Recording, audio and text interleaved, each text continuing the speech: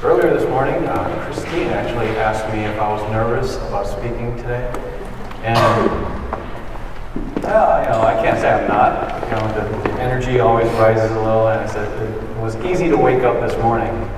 Just like boom, I woke up even before my alarm went off, because but this part is actually the easy part. Whenever I'm asked to give a message for main service, and to a lesser extent for the other Sundays when I give a message for the children, there's always a little bit of stress about what am I going to talk about. Is this working? Yeah. This whole ritual of like sitting down and listening to what a person has to say, whether it's for education or enlightenment or entertainment, we've been doing this all our lives. When we were babies, our parents, our grandparents, or our babysitter, or whoever, uncles and aunts, they would speak to us, read stories to us, tell us how to tie our shoes, tell us how to read.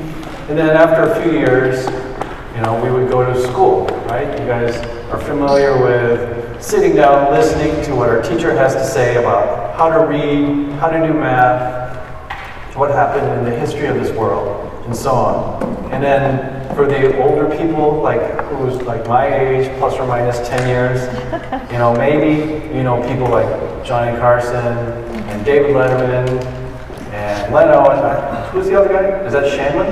Shanley.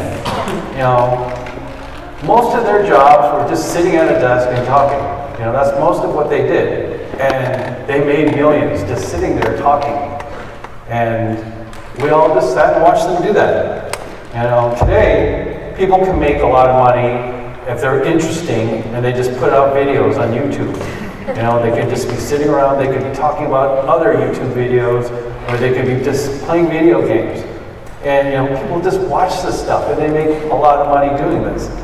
And then now, with Netflix and Prime and Hulu and what else, Disney Plus, it's easy to get a large selection of videos of people just talking. Whether it's comedians or just education stuff. And I've been watching a lot of the stand-up comics lately, and I'm always like marveling at, all this audiences of people just paying a lot to sit and listen to them speak for an hour or so. So there's this pressure for me, it's like makes me question, why would anyone just sit down and listen to what I have to say? What authority do I have? What are my qualifications?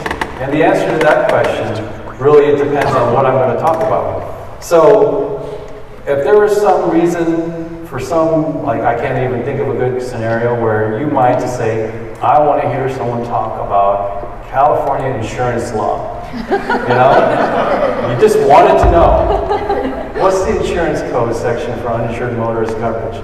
1158.2. You could probably do a lot worse than asking me. I actually looked it up. My start date from when I started working as an attorney for an insurance company, started within 10 days of the first iPhone being released. That's how long I've been doing this. Just 10 days ago, or within that. And then when I started at that job, people were just beginning to know the name Barack Obama. I was like, well, who's this guy? Is it not working?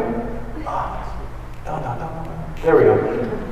And, at that time, he was just like, who's this guy? He's got something about him. And back then, Donald Trump was only liked by the Democrats, right?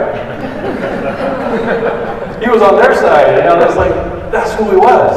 Back then, this is what my family looked like in that particular month. Reading a story to them. So I'm pretty qualified to talk about insurance law. And a couple other things I could talk about include how to cope with the heartbreak of rooting for teams that fold in the big moments. Okay? How to quit smoking. It's been 20 years almost, coming up on 20 years. And how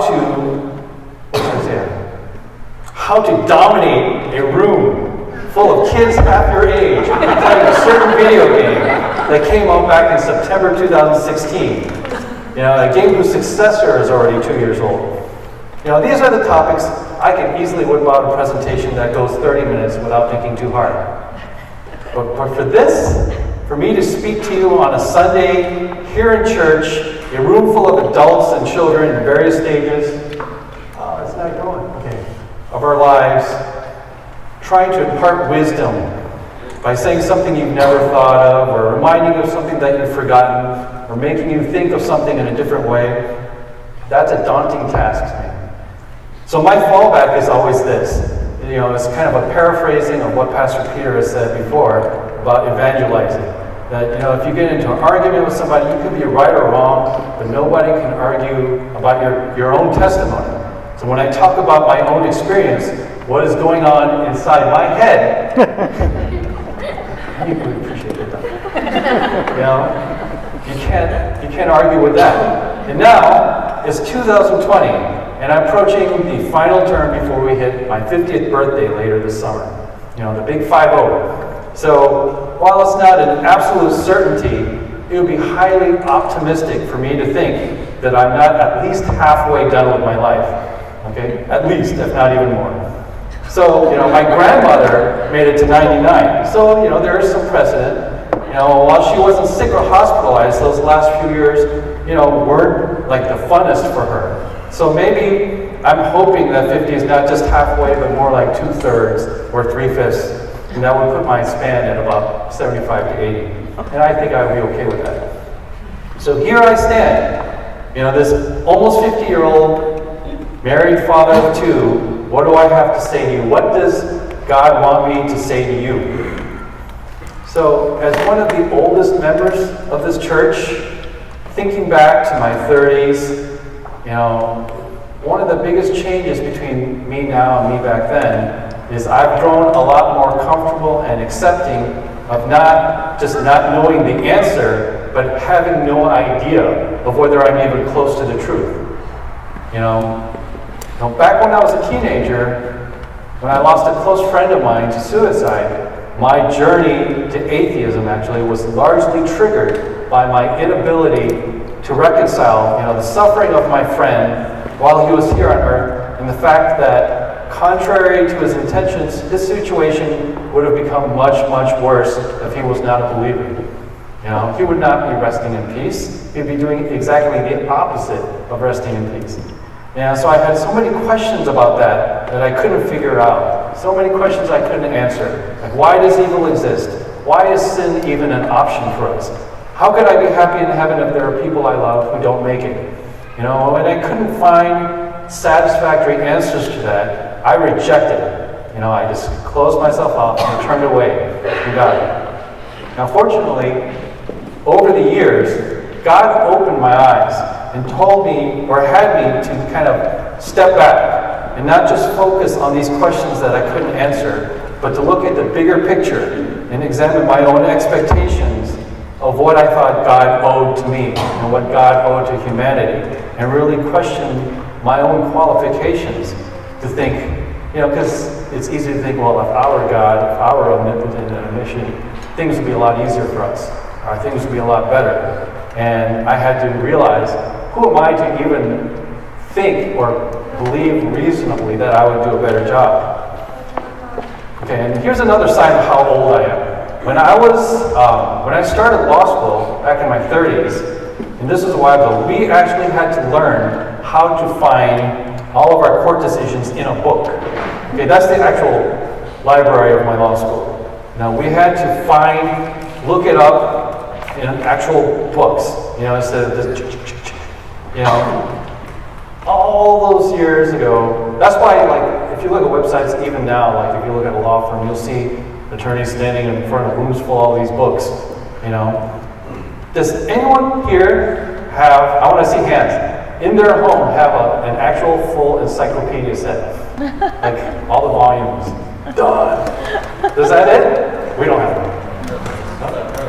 Awesome. Okay. Did you know that they still sell them on Amazon? You can get a 2020. It's $1,000. Okay. Other than nostalgia and the absolute need to have access to this information in the event of a blackout, I can't really think of a good reason why anyone would buy an encyclopedia today. But my point is this: as the years and decades have gone by, we have grown increasingly intolerant of not knowing something.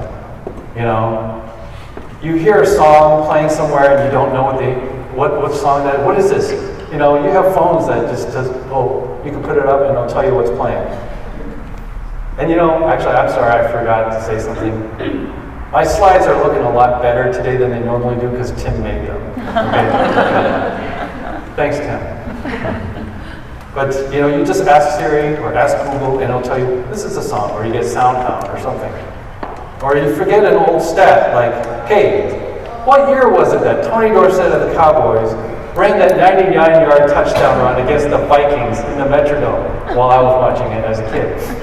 You know, or you know, if you couldn't remember that stat in the old days, you would have to find someone who knew, or go to the library and dig up the old issue of Sports Illustrated and talk about it. You know, or like if you had members of the team, you could find them. Hey, what year was that? Or if you wanted to know what is the molecular structure of plastic, you would have to ask John, right? Or you know, you would have to have access to really advanced scientific equipment and know how to use it, or just something that's just not easy to find. But today, it's easy. You know, you can find out Tony Dorsett's run was on January 3rd, 1983. And this is the molecular structure of plastic. You know, I can tell you the current weather in Saudi Arabia. I can look it up right now. And Joshua didn't believe I was going to talk about this. Don, right now, could show you live footage of what his tortoise's cage is looking like. He has a live camera feed. At any moment, he could show you. This is the status of Joshua's tortoise right now. You know, the problem with losing the ability to handle not knowing something is that this could lead to what happened to me in high school. You know, you can't use Google or the internet to prove or disprove the existence of God. You can't use it to answer the questions we wrestle with as we grow older, as we question the meaning of our existence, as we question the meaning of this universe. Why are we here? How do we get here? You know, as we search for these answers and try to reconcile the gaps or inconsistencies that we think we see in the Bible, or as we try to reaffirm our decision to follow Jesus Christ, those answers, you know, those hard things, we can't rely on Google or if you're like one of the 2% of the world being, you know, or what's the other ones? I can't even think of them. But the internet will show you other people's ideas and attempts to answer these questions, but what authority do they have? How do you know you can trust them? Our existence, our reason for being, how we came to be, why we're here, these are the biggest questions everyone faces or should face, and we can't just ask Siri or ask Google to tell us the answer. And if you cannot handle that feeling of uncertainty, of not having the easy answer right in front of you, if that struggle for finding the truth is difficult to stomach, if you're unwilling to let yourself acknowledge and accept those missing pieces in your mental jigsaw puzzle, it may lead you to reject or ignore God like I once did. Now, like I said, the stress of not knowing what to say is a big thing for me. So I was all happy and relieved when I actually thought I was finished with this message early in the week. You know, so I was like, yes. But on Wednesday, as I was walking to my car after work, you know, I got a little buzz and a little news article came up on my phone that caught my eye. You know, for those of you who don't follow football, this is Aaron Rodgers, okay? He's a quarterback for the Green Bay Packers, which is in the same division as my team, the Vikings. And because I care about them, and the Vikings and Packers play each other twice a year at least, I've seen a lot of them, and I know that he's a really, really good quarterback, okay? Well, Rodgers made the news this week because of an interview he had done, and he spoke about his rejection of Christianity. And this is his quote. I don't know how you can believe in a God who wants to condemn most of the planet to a fiery hell. Like what type of loving, sensitive, omnipresent, omnipotent being wants to condemn most of his beautiful creation to a fiery hell at the end of all this? Now this is The same Aaron Rodgers who in December of 2019 just purchased this new home, okay, in Malibu for $28 million. So I was like, okay, that makes me question God, that he can have a house like that. But seriously, this guy has had amazing success as a football player. He's won the Super Bowl, he's obviously doing well in a material sense, and he was raised in a Christian family. So why would he reject God? So looking back at the quote, he's really talking about a question that he couldn't easily answer. He couldn't reconcile the existence of God with the fact that most of us will not be saved. And that is a difficult reality to accept. However, the Bible pretty much confirms it. Small is the gate and narrow the road that leads to life, and only a few will find it. Most of us won't make it. Rodgers found this as unfair and couldn't understand why, so he rejected it as untrue. But again, who are we to question God? Who are we to set the standard of what God owes us and what God needs to do to make things fair for us? What qualifications do we have to tell God, hey, you're doing this wrong, this ain't fair? Every generation grows up thinking that they're smarter than the generation before them and wiser than the generation after them. That's how I felt as a younger adult. I know Andrew's thinking that now, looking at me and grinning. I'm sure that's how a lot of young adults feel now. As our society continues its march away from God, away from the concept of sacrifice, away from humility, away from recognizing our own brokenness and our need for salvation, it will become harder and harder to take that step of faith to accepting the gift of redemption through Christ. That's why it's important to remember where humanity as a whole stands in the scheme of things. The depths, I ignore my own note, don't read the verse.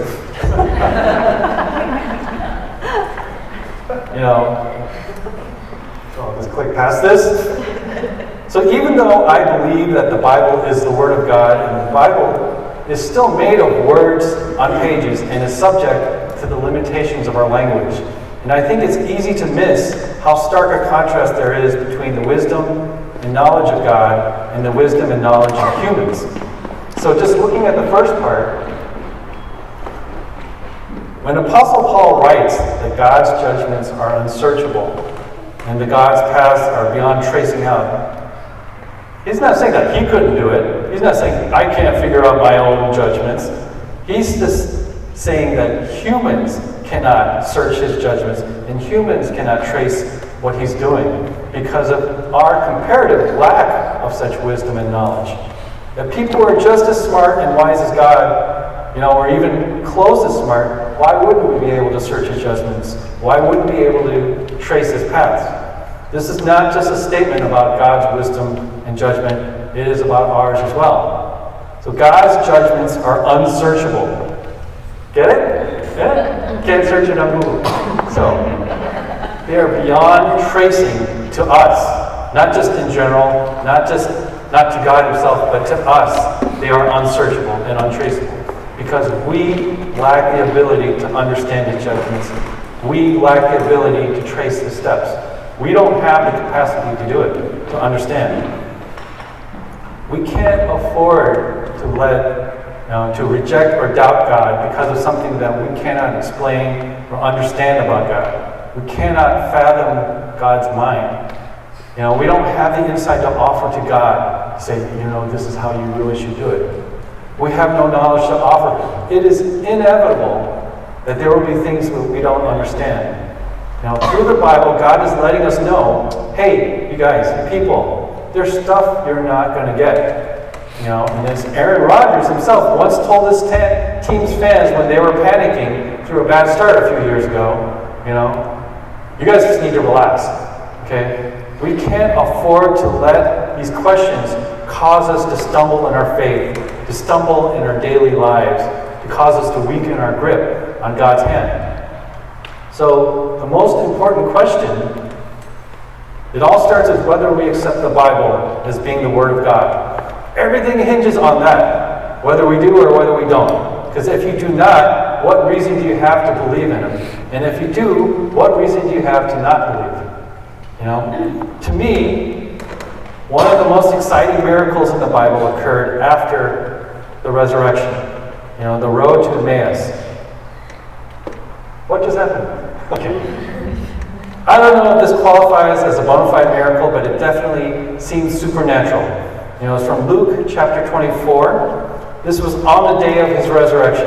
The two people, Cleopas, am I saying that right? Cleopas? All right.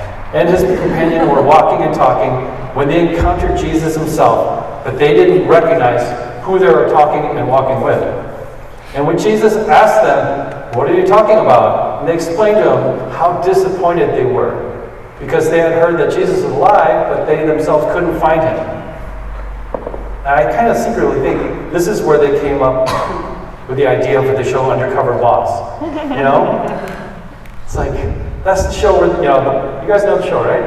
The boss, he dresses up as a regular worker and goes and hangs out with the workers and says, "Hey, what do you think about the boss, huh?" It's kind of like that. So Jesus is walking with the two disciples who have no idea. And they're and they're all bummed out because they thought that Jesus was not who they thought he was. Jesus is walking with them right next to them, getting to talk about what they think of him. It's just like the show. And just like in the show, they end it with the big reveal at the end, where the boss reveals who he is and usually presents a real generous gift, like paying for their kids' education or promoting them to a better job or something that fits their situation. But here, the reveal comes in two stages. So the first one, Jesus says to them, "How foolish you are, and how slow to believe all that the prophets have spoken." He actually doesn't reveal who he is yet at that point, but he enlightens them about the Bible and how everything in the Bible was pointing towards him, and through redemption through Jesus' death and resurrection, our redemption. And he says, it was all here in the Old Testament. He opened their eyes to that. That alone must have been a shocking revelation for these two. But then Jesus did the second part of the big reveal. When he was at the table, he took the bread, gave thanks, broke it to them, gave to them. Then their eyes were opened. They recognized him, and he disappeared from their sight.